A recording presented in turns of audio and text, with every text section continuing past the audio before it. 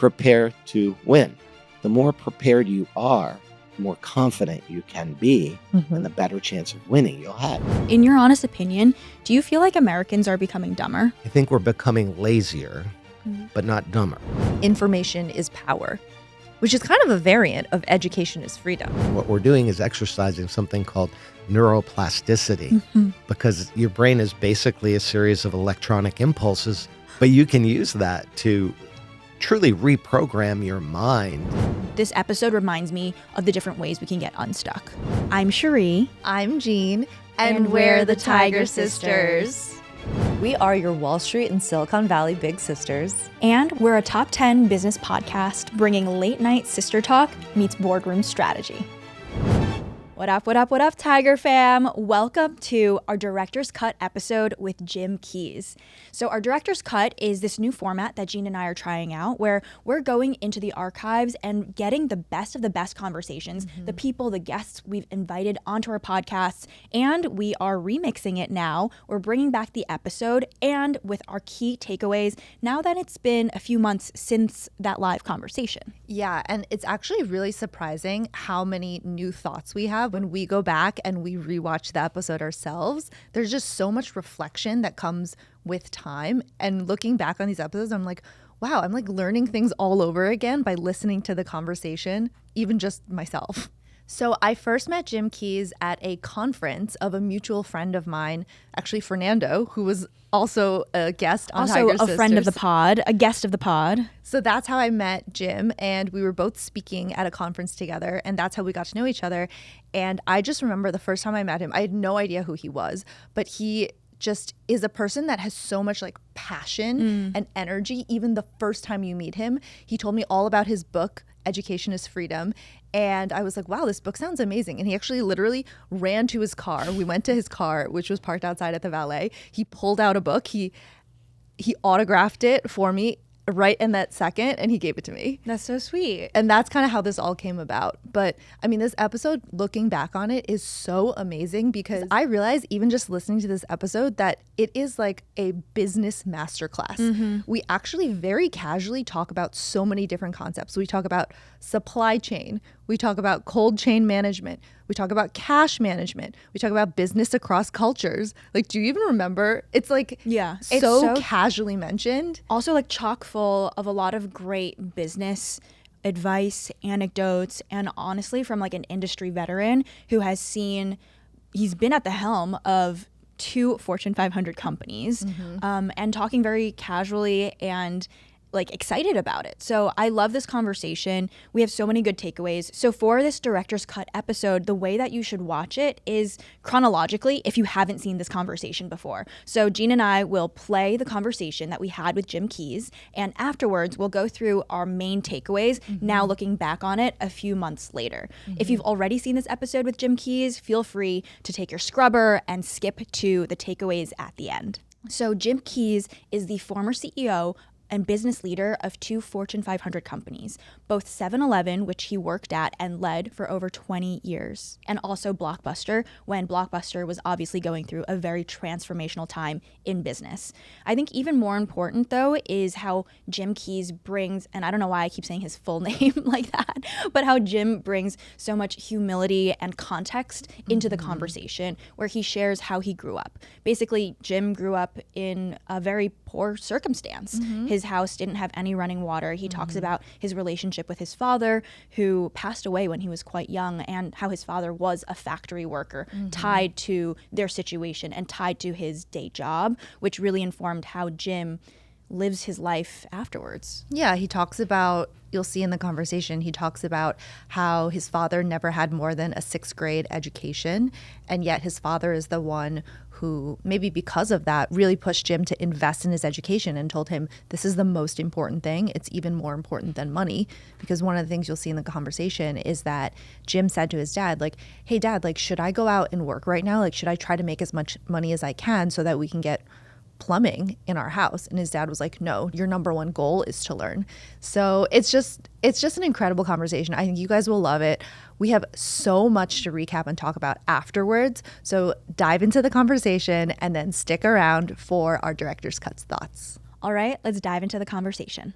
Today, we have a true Americana success story here with us in person, Jim Keyes.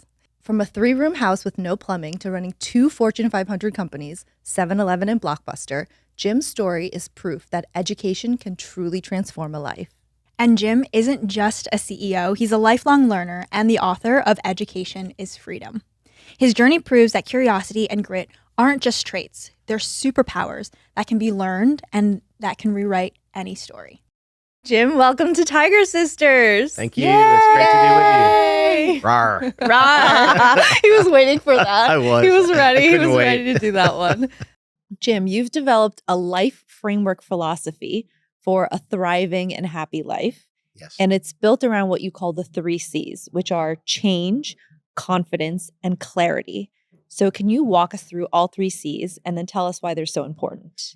Sure. I call it my gift. And, Yeah. You know, people say, oh, well, you're just lucky to be able to go from, you know, a house with no running water to running 2 Fortune 500 companies. And I say, no. Well, were you smart? Well, no. I mean, not necessarily. I'm okay, but I don't think I'm a rocket scientist or anything. But what I have done is harness the power of learning in these 3 ways. Mm-hmm. The first is change. And the first 3 words that I wrote down in the book were that change equals opportunity. Mm-hmm. If you think about, and then I stepped back and I looked at it and I went, oh, look at that acronym CEO. Right? And it is the role of the CEO to be able to embrace change because all commerce begins and ends. Something changes. Mm-hmm. So change really is opportunity.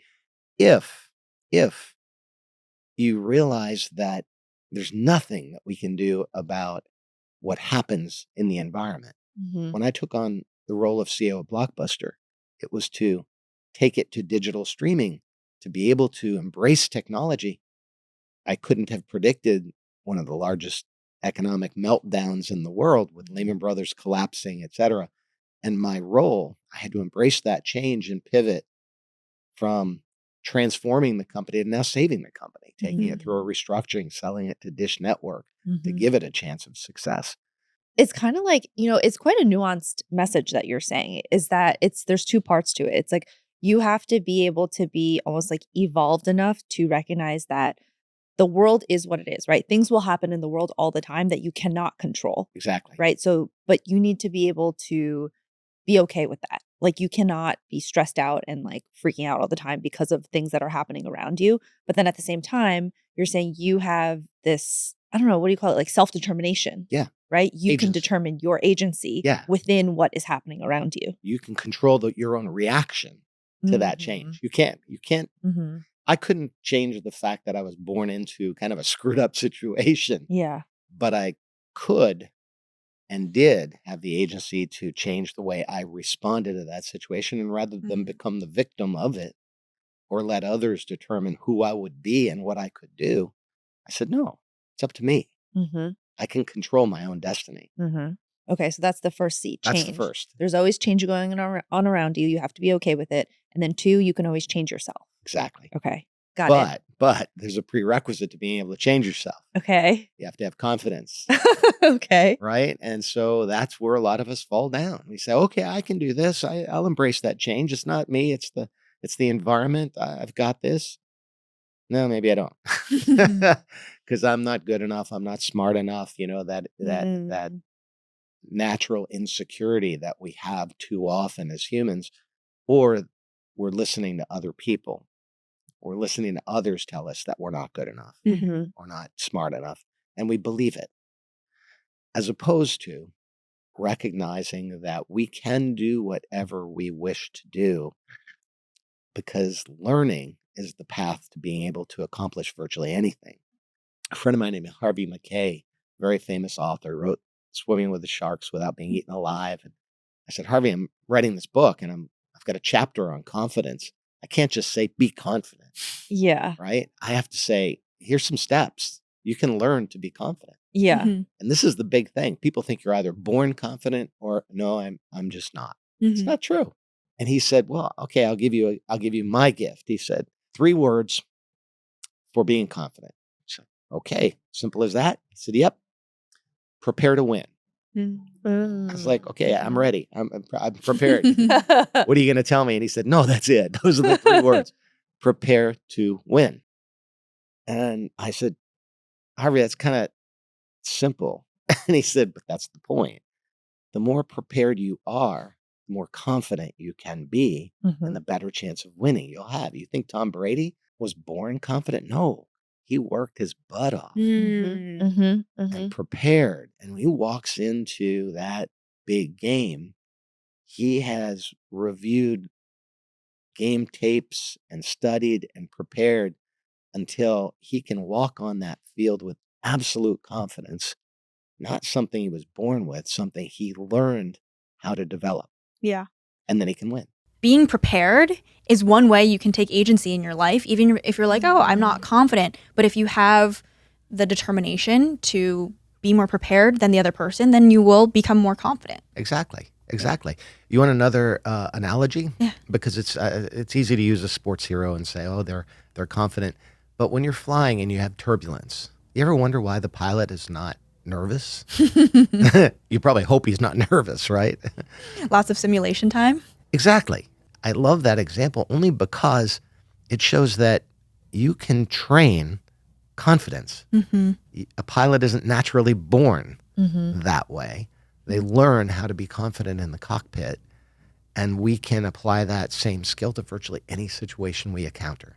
I love that. Yeah. So like the way that you learn to be more confident and less fearful is that you have to be more prepared, and also you have to trick your brain into believing that you've been here before, even if you actually haven't been there before or in that situation. Exactly. Let me change one thing though. We're not really tricking our brain. What we're doing is exercising something called neuroplasticity, because your brain is basically a series of electronic impulses that are working off a preset of patterns, some that we're prepackaged right out of the box. We come with, fear built in. But you can use neuroplasticity. I sound like a neuroscientist. I'm learning. But you can use that to truly reprogram your mind, not even just tricking it, but reprogramming it. So it establishes a new set of patterns. And if you apply this, you think about applying this to relationships. I know you guys spend a lot of time on other stuff. We talk about money, power, and love. Yeah. So let's go to the love thing. Let's go there. Let's hear it. Yeah. No, I mean, how often do you revert to the same patterns, the bad patterns in relationship? Yeah. And it causes turmoil and strife and anguish and heartache and fights or whatever, as opposed to learning to not react, but instead respond with your own agency. Not be pushed into a response by your partner, perhaps. And if you can do that, and hopefully if they can do that too, maybe that's the answer to a happy life, right? Easier said than done. Yeah.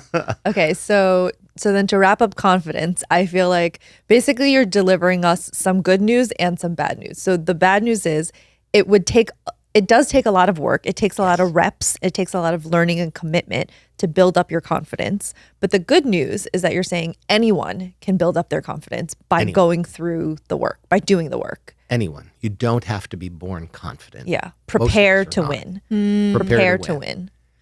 Maybe we'll adopt that too. That's another quote. There's some real bangers here. There's some bangers. Prepare to win. I love that. It's also, I like it because the way that I interpret it is that in your mind's eye, you are seeing yourself winning, and you can feel the confidence. Like, if you can imagine yourself there and imagine yourself succeeding, like what a powerful image it is to have in your brain. Exactly. Yeah. Exactly. Okay, so then tell us about the last C. Yeah. The third C, clarity. Why is that important for a thriving and happy life? Why is that the key? Yeah, because simplicity is ultimately elegance. Da Vinci used to say there's elegance in simplicity. I think Coco Chanel said it better, probably. But it's so true because we complicate, and especially in this world of information, we complicate everything. But if you can break things down into simple terms, it's so much easier. And we have the ability to not be overly complicated, but instead break things down into simple terms by listening effectively. So it's inbound clarity, and then outbound clarity in how we communicate. I've never thought of it that way, of like clarity almost being like a force field Yeah. for yourself. Yeah. Like protecting your goals and protecting your space from all the sort of like negative inputs that Exactly. you come across in day-to-day life.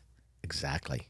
But it applies in so many elements of our life. I every single believe that day. so deeply down to my core. I've been told I'm a very positive person, and I think like I do skew that way like very naturally. But I think relentless positivity, like not toxic positivity, but relentless positivity is such a good way to live because it helps you focus on what you want to do. Exactly. And also like the world is already like so negative as it is that like if you can control your own positivity and how you see situations, it helps you keep on track. Exactly. Well, and the difference, there's an important difference because you're right. There is this thing, toxic positivity. Well, you can fake positivity, but that can be very toxic because it's not genuine. It's not coming from within.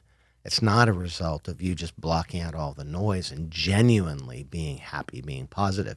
People have a tendency to think no one should be that happy. Right? So Jim, to wrap us up, can you give us an explanation of how to use all 3 C's together? So we got these 3 C's, right? And if you put it in a package, any one of them alone is pretty important, but it's really that combination of being able to embrace change, have the confidence to do something about it, and the clarity to then be able to execute on it. Because if you don't have that clarity, if you're not listening, you won't have the confidence. You won't see the change coming. So they all work together in this beautiful harmony that eliminates fear and gives you the confidence truly to accomplish anything you want to accomplish with the power of those 3 things. So Jim, when you say education is freedom, which is the title of your book, Yes. what do you actually mean? And can you give us 3 reasons why education actually equals freedom? Well, I can, and I'm going to take you back to my childhood experience growing up. My dad didn't know what to tell me. He had never made it past the 6th grade himself, and he knew though it wasn't about money because I remember saying, "Do you want me to go have a job and make money so we can put plumbing in the house?" And he said, "No, it's really not. It's material things are just things. They can take those things from you, but they can't take your knowledge." And that was his dream, to one day be able to experience other cultures around the world that were so different from his. And he wanted that for me. Now, he obviously never had a chance to do that because he was so tied to his job and his machine in the factory that he would never have that freedom. But that is the best definition of freedom that I took with me, that this idea of money's a great enabler, but it's really about being able to do whatever you want to do and wherever in the world and experience all that the world has to offer. Freedom of time, freedom of choice, and of exploring opportunity. Exactly. Yeah. Exactly. And I've been blessed to do that. I've been able to do business all over the world. Yeah. And I am just fascinated by other cultures. I've got a chapter in the book that you may have seen called Cultural Literacy. And I am very fortunate that even during college, I was able to get into another cultural experience in the UK in this case. But it taught me the importance of cultural literacy and the importance of embracing people who are different, because I've learned so much from all of those people that I've been able to interact with over the years. But this ability to go anywhere in the world and to be comfortable with the people of any culture is really a blessing. And that's my definition of freedom. I think the reason why, we were so excited to have you here and why your book resonated with us is because we very much ascribe to a lot of what you said. Yeah. Like, it's just, we have never expressed it in a book the way you have yet. Yeah, you will. But like a phrase that we say all the time that has kind of become a catchphrase on Tiger Sisters is we say information is power, which is kind of a variant of education is freedom. Absolutely. It's more just like a distilled down into more like discrete packets of information, right? Because like if you don't have education, if you don't have information, you're not able to make informed decisions. Exactly. In your honest opinion, do you feel like Americans are becoming dumber? Ouch. Good question. Yeah, I know. It's kind of scary. I'm going to give you a yes and a no. Okay. I think we're becoming lazier, but not dumber. Lazier in the sense that it's so easy to get access to information that perceptions have taken the place of perspective. Important difference. Perception is when you see something, take it at face value, don't engage your critical thinking, which is really what separates humans from all other species, and to be able to use that critical thinking to determine truth rather than take at face value something that you read or saw on the news. Okay, you guys have told us that you love our stats, so we have a new one for you. Did you know that over 75% of you guys who are watching are not subscribed to Tiger Sisters? That's crazy. So What's up with that? You're just watching our content and not subscribing? So you love our content, but you don't want to get notified when more comes? Okay, let's change that stat. We're going to report on that quarterly until we get it down to below 50%. So your job right now, literally this second, is to subscribe and follow Tiger Sisters podcast wherever you're listening to this episode. So that could be on YouTube, Spotify, and Apple Podcasts. It only takes 2 seconds to do, and it helps other people discover us so that we can continue to produce Tiger Sisters. Thank you guys so much, and we'll get back to the show. In this next section, Jim, I want to talk a little bit more about fear. Blockbuster's become a case study in many grad school programs of a company that saw change coming, but missed the boat. If you could rewrite that story, what would you do differently?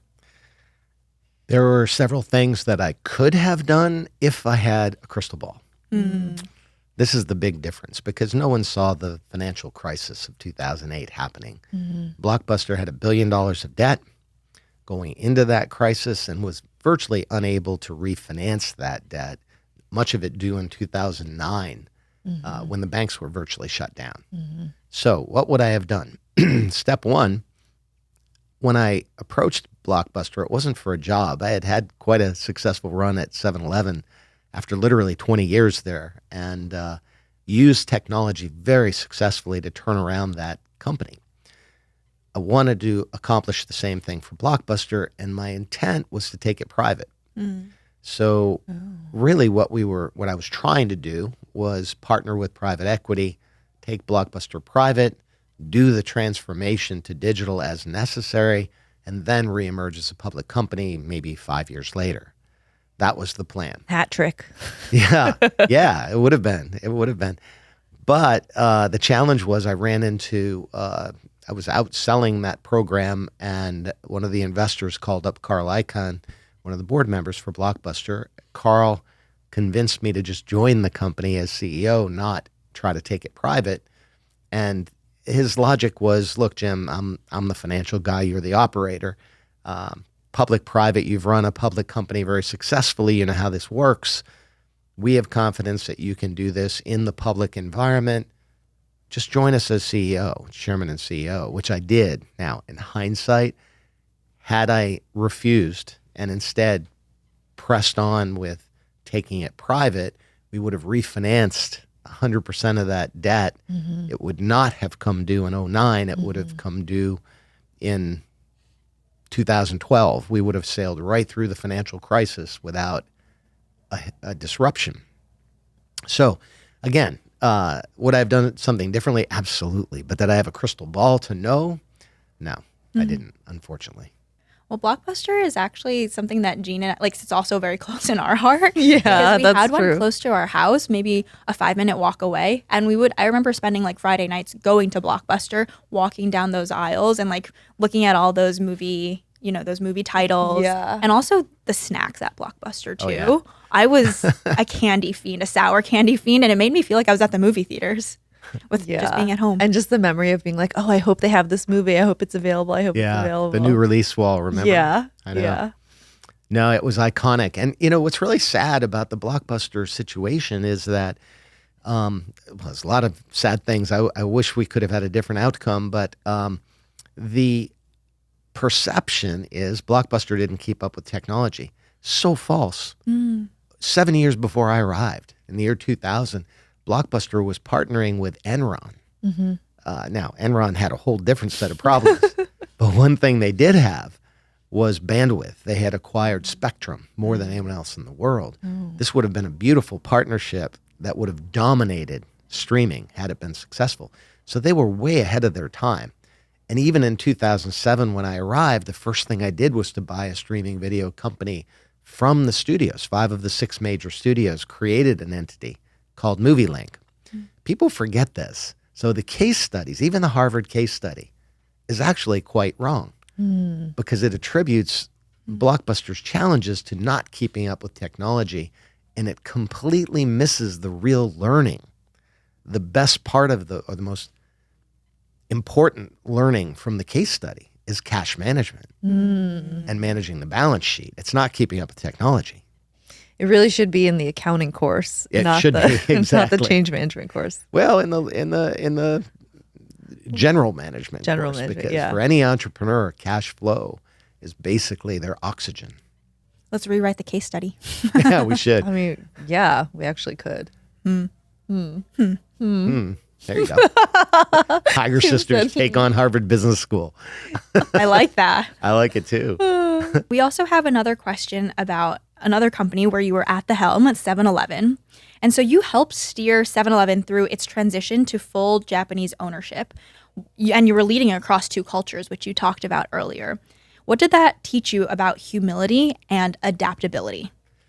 Yeah, I've learned a lot. And I spoke about it earlier. Cultural literacy was so important. I tried to learn a little Japanese. I'm not fluent by any means, but I learned enough. I'd characterize it as really good taxi cab Japanese. I can get Hi. around. Yeah. Hi. But that's an important word.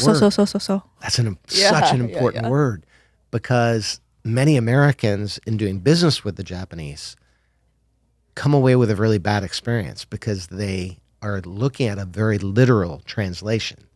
And as you know, Chinese, Japanese, non-Latin based languages don't have a direct translation. So in Japanese, the response, "Hi," means I acknowledge you. It does not mean I agree with you. But in English, of course, yes implies a much stronger level of agreement.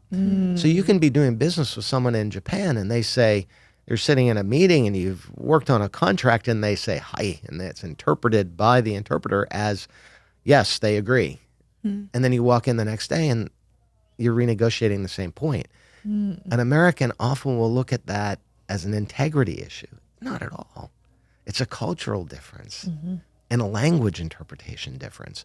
So once you learn the language, even a little, of another country, you can help much, much better understand the uniqueness, those very different cultural elements that allow you to do business in a much more productive fashion. And that was one of my learnings from working with 7-Eleven Japan. I love that. Do you have a Japan 7-Eleven favorite go-to snack Oh, from the konbini? yeah. I mean, all over the world, they're fascinating. The unique thing about 7-Eleven is, unlike Starbucks or KFC, we don't have one menu. Instead, we were fortunate to partner many, many years ago with local licensees who would develop a very local products for their customers. So my favorite product in 7-Eleven Japan is a product called onigiri. Oh. Isn't that amazing? Yeah, I love wanted to it. bring that to the United States so badly, and I'm shocked that they haven't yet. No. Because you could Americanize it. Americans, if you think about pizza, that's not Italian, what we have here. Domino's. Yeah. It's very different. We Yeah. Americanized it. Nor is the Taco Bell, right? That's not really like a Mexican taco. We Americanized it. I believe the opportunity is to Americanize onigiri and put inside, you could put barbecue beef. Right? Why not? Toasted onigiri with barbecue beef on the inside would be delicious. Both sacrilegious and delicious. Well, that is kind of comical, because I presented this to my board, and I had a lot of Japanese members on the board, and I presented 2 product opportunities. I said, look, I'm going to have an American onigiri, and then I'm going to have an American bento. And the bento was, barbecue, coleslaw, some sausage. And they looked at me like, You idiot, don't you understand? A bento is fish and rice. And I was like, no, Americanize it. Anyway, I'm actually surprised that 7-Eleven hasn't yet done that in the U.S. because every country, in Taiwan, they have tea eggs, very popular in 7-Eleven. In Korea, they have kimbap, which is a Korean version of onigiri. There, they'll have kimchi inside of a rice ball. So Thailand has their own unique products, and everywhere in the world, when you go into 7-Eleven, in Sweden, they have some amazing breads that they bake right in the store. Yeah. But very localized, things that you probably wouldn't find here in the United States. It's a cultural experience in and of itself to visit the 7-Elevens of the world. It is. Yeah. It is. In fact, one of the things that you guys should come with me. We could do I would love to. Wouldn't that Wait, I I mean, want to go shoot a video in every 7-Eleven. we haven't mentioned that like when Every we country. go to Japan, like 60% of our meals are 7-Eleven. Oh, yeah. Oh, they're the onigiri, the tuna mayo onigiris. Yeah. That's my lunch, maybe my breakfast. And the egg Yeah. sandwich Oh my Yes. gosh. is so good. The bread there is just, but they have a different, I tried to copy their bread for the United States. We have a whole different set of laws here in the U.S. for food safety that that won't allow the same richness of butter content in the bread that makes it so soft in Japan. Yeah. What? And the refrigeration requirements here in the United States are much more strict. So you can carry refrigerated products in Japan at, let's say 55 degrees, and I can't remember the actual numbers, but at a lot higher temperature. They're still chilled, but they're not. In the United States, we have to keep them at like between 35 and 40 degrees, and so that dries out the bread. Cold chain management. Cold chain is what it is. Man. It is. Exactly. It is. It'll get you every time. It is. But it's also being able to work with local authorities to relax the standards if you can. For example, the reason that our standards are so strict is refrigeration wasn't over the years managed electronically. So you had to have some buffer there to protect the consumer. But when you can electronically measure it and have someone dispatched immediately to correct it if the temperature falls below a certain threshold, then you could basically petition to allow a little higher refrigeration rate or level, which would end up producing much higher quality product for the consumer. So all of these things are Fascinating. fixable. That's why we can't have nice things. That's why we can't have onigiri at 7-Eleven in America. And the You egg will. sandwiches. One day you will. Yeah. They'll come. Okay, so we're going to Japan. We have a lot of. We're going to Japan with you, Jim. Going to Japan with you. I helped to bring 7-Eleven to Beijing Yeah. before the Olympics, the first Olympics. Wow. The Beijing government actually came to Dallas, Texas to ask us. Now, at the time, most companies were begging for the privilege of going to China. And we had already had stores in Hong Kong, and then, of course, across the border in Guangdong province and Shenzhen, but none in, the bulk of China. And so the Beijing government came to Dallas. We were shocked and said, we'd like 500 stores in time for the Olympics. This is like a year and a half before. And we said, that's probably impossible. And they were like, hold my beer. And they made it happen. I mean, wow. it was pretty incredible. Yeah, it was a fascinating experience doing business. This is early in China's new approach. True. In fact, I remember doing business the first time and driving through Beijing and seeing more bicycles than cars. And then I'd go back 5 years later and cars are all Mercedes Yeah. and bikes are gone. It's pretty amazing. That's like an iconic time in history, in Totally. like business history. It is. It is. It's been fascinating to watch. So, Jim, you are 70 years young. Oh, Is this gee. correct? Yeah, let's reword that. All right. Let's just say. No, I'm just kidding. I'm kidding. Yeah, going on 12. There you go. So you now invest in frontier sectors like space, advanced energy, AI, AR. How can older leaders today stay ahead of that curve? I think that we have to all engage our inner child. In all seriousness, I've never grown up and that can be a bad thing or a good thing. I'm probably very immature at times. Yeah. It can be a little embarrassing. You mean joyful? Joyful, And yeah, fun. it's what it is. I have fun. But in all seriousness, I never lost that wide-eyed curiosity of a child. I never lost it. And I don't know why. I think it was just never beaten out of me. As in many cases, people will. They'll stifle that curiosity of children. And then creativity is another thing that I think allows me to engage that curiosity. It lets me get out and explore. So I paint and I sculpt and I write music and I do this other stuff. I'm never going to be any good at it, but again, it's intelligence having fun. And I think those things help me defy the normal conservatism that creeps in with age over time. Maybe the point isn't to be good at it. Maybe the point is just in the process of doing. I think you're exactly right, because it's in those things that are outside of your comfort zone. That's when learning really happens, and that's when the fun happens. As long as you can overcome that fear. There's no such thing as failure, and there's no such thing as bad when it comes to trying, something new.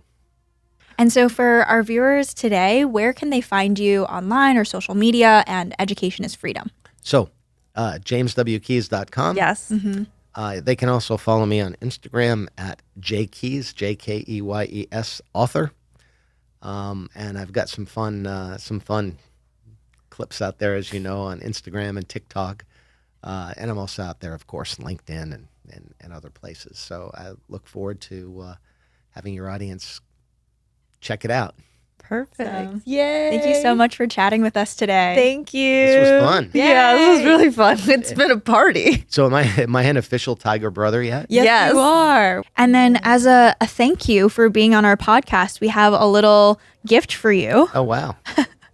This is our matcha brand. Oh, awesome. And actually, I mean, since you've been to Japan so many times, I think you'll appreciate this. This is our brand. It's called Sisters Matcha. I love it. It's from a small family farm outside of Kyoto in the town of Wazuka next to Uji. And this is a farm that I've lived on for over a month, and Jean has worked and lived there as well. And it's family owned. It's my boss, the farmer, his wife, and they're like 4 full-time employees. So, and this batch specifically, we actually went back at the end of May for harvest season, and we manually participated in harvesting this matcha, these leaves. So I have a gift coming for you. Oh, I didn't think about it, but this triggered this thought. yay! amazing. I've got one for you. Yay! That'll be fun. Yeah. Okay. Thank you. Okay, and we're back. Oh my God, what a great conversation with Jim. So many good learnings and takeaways. I'm so ready to dive in. Yeah, okay. I think the first thing that I wanted to talk about is that watching this episode back, one of the things that I realized is how important the concept and goal of education is to me. Yeah. And it's something that I think I always knew my entire life, but hearing Jim talk about it and how passionate he is about it, I'm like, I feel all those same things and I feel just as passionately about it. I just didn't have the words and the vocabulary and the turn of phrase to say it exactly the way that he says it. Yeah.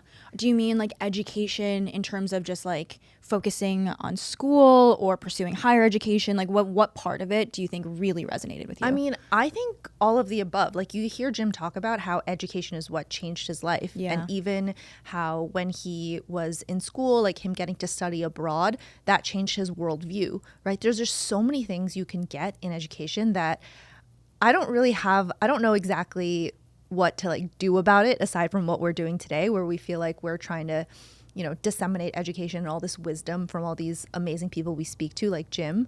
But I just am I really feel like it is part of my life's work in a way. The title of his book and also his catchphrase is education is freedom. And we believe that so deeply to our core. Yeah. Where I think for us, education is a tool for socioeconomic mobility in America. And talk about the American dream. Like, I think Jim epitomizes the American dream from started from the bottom, literally, and really being the CEO of 2 Fortune 500 companies, which is absolutely an insane story. And he's still, paving his way now, using his own voice to talk about how important education is. Yeah. The other thing that I loved about this episode, like watching it back, is, like you said, all of his catchphrases, right? So how he says the 3 C's, and how he talks about the first one is change. Change equals opportunity. Yes. CEO. And it's like, is kind of a cheesy phrase. Yeah. But I freaking love it. Yeah. I mean, on that point, like, I wrote down one of my big takeaways is that, I mean, when he talks about change, he makes me feel less scared. Like, change is always scary. I think humans are averse to change. But he says that a lot of amazing things come from change. He says that everything begins and ends with change. Embrace it. He even said commerce begins and ends with change. I was like, whoa, he brought in commerce into the conversation. Like, that was really interesting. And so I think coming out of that, I was just like, okay, don't be afraid of change. Embrace it and figure out how you can best go towards it. Yeah. And I love how he talked about the 3 C's. So what is it? Change, confidence and clarity. And he's able to sort of like distill his most important takeaways into this just 3 C's, the phrase, right? Like, I actually think watching this episode back, I'm like, this is, in some ways, it's a masterclass in communication. Yeah. Like, without us making an episode about communication, just speaking with Jim and like hearing how he describes his ideas, and like when he speaks his ideas, they have so much clarity. Like, he just makes these concepts seem so simple and easily understandable without it feeling like he's lecturing us or like talking down at us. We're just like, it feels like a conversation, but I'm learning so much. So I feel like, I don't know, that's why I love having these conversations or these interviews with these really incredible leaders, because even just in speaking with them, you learn so much about communication without learning explicitly about communication. No, it's like learning through osmosis. Yeah. Like, just being around them and hearing how they communicate, hearing how their brain works. You're like, wait, I'm absorbing everything that's happening right now. Yeah. And he is such a good communicator. Like, watching it back, I'm like, oh, wow. Like, he's just so clear. Hey guys, so it's come to my attention that many of you don't know, Jean and I have a matcha brand called Sisters Matcha that we created and founded ourselves. What? No way. A matcha brand? Yeah. We started it in October 2024. Jean and I have worked and lived on this matcha farm in Japan. It's sourced from Wazuka, Japan, which is an hour and a half outside of Kyoto, and the brand means the world to us. It is a small family-owned farm, and we actually travel back to the farm and handpick the matcha ourselves. So you can find out more about Sisters Matcha, to try it, check it out, buy it. Definitely buy it. sistersmatcha.com. That's sistersmatcha.com. And alrighty, back to the show. What I loved about this conversation with Jim is how he is such a person of full agency. And I think hearing him talk about getting himself out of the situation he grew up in and how you are the captain of your own ship, it is so inspiring, because I think a lot of times we can get so caught up in analysis paralysis or figuring out like, what do I do, or very overwhelmed in a situation. And I think that's all valid as like the first response. But Jim, what he really hammered home was that like, you have the power to, and determination put together to really change your situation if you stick at it. And so I think that was sometimes when I feel like, oh my God, I'm stuck, this episode reminds me of the different ways we can get unstuck. Yeah. And I think that what is really cool is that you can tell that he very much lives all these principles that he speaks about. Yeah. Right? And we did have a question in the episode where we were like, oh, you're 70 years young, LOL. But like, the reason we brought that up is because I did want people to know that he's over 70 years old. He doesn't seem like because it on he doesn't camera. seem like it. And also, he's so vibrant, and he's like, day to day, he's doing these new things, even in his 70s, that he's never done before in his life. And he tells us about it. Yeah. And it just goes to show it's very aspirational. I'm like, oh, I could be like that when I'm 72. I could be trying new things, doing new things for the first time. Flying planes. Yeah, like taking pilot lessons. Yeah. Like your learning and your life education, just, it never has to end. It's forever. Yeah. It's forever. It's really inspiring. Yeah, I think something that he said that was interesting that like struck a nerve with me. He's like, you don't have to let the old age conservatism creep in. And I was like, wait. I was like, yeah, you can actually decide not to let that happen. Yeah. And the way that he does that is by remaining curious about everything around him, about the people, the culture. And he has like the maturity, he jokes, of like a 12-year-old. Yeah. Which I totally see. He has like golden retriever energy. Totally. Where he's like trying to learn new things all the time. Yeah. It's like how I'm like so Gen Z. I don't know about that. So, maybe similar. Okay, so the last thing I wanted to point out in this episode is that it actually was very revolutionary in a way because it was a myth-busting episode about Blockbuster. Yeah. Like hidden in all of the conversation that we had, he actually said the HBS case got it wrong. Right. And like the common understanding about Blockbuster is everyone's like, oh, Netflix came around, they ate their lunch, that's why they died. And Jim Keyes comes and tells us, he's like, actually, that's not the case at all. I was the CEO. I was there when it happened. And it was a cash management issue. Yeah. It was because all of their cash or their loans came up in 2008 or 2009, basically right when the financial crisis happened. And they couldn't bridge the gap there. They hadn't refinanced the way that he had originally intended. Exactly. But he like came and set the truth straight. Yeah. Which I'm just like, wait a second. Does anyone have this on record? Like, we need to send this out to Harvard Business School and Harvard Business Review and all those companies and people who talk about Blockbuster, but like not in the way that's history. Yeah. Well, so he was saying that he originally intended to refinance them and those loans would have come due in 2012 instead of like 2008 or 2009. Yeah. And he was like, we would have been totally fine. And like, we would have survived.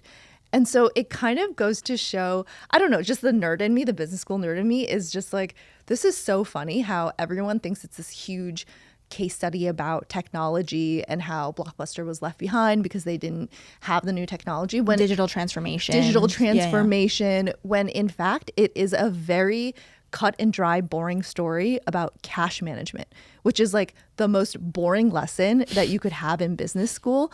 But it like toppled this behemoth of a company, this like cultural like touchstone of a company. Yeah. Jim came to set the record straight. You heard it here, guys, on Tiger Sisters. Breaking news. Yeah. Breaking news 20 years later. Yes, exactly. Well, thank you guys so much for tuning in to this episode of Tiger Sisters. We hope you are enjoying our Director's Cut episodes where we give you an inside look on our key takeaways and the biggest things that we find most important in the conversation, especially after we're revisiting it a few months later. Okay, comment what you think was most interesting about this episode and definitely subscribe and rate us 5 stars. Thanks, guys. We'll see you next time. Bye. Bye.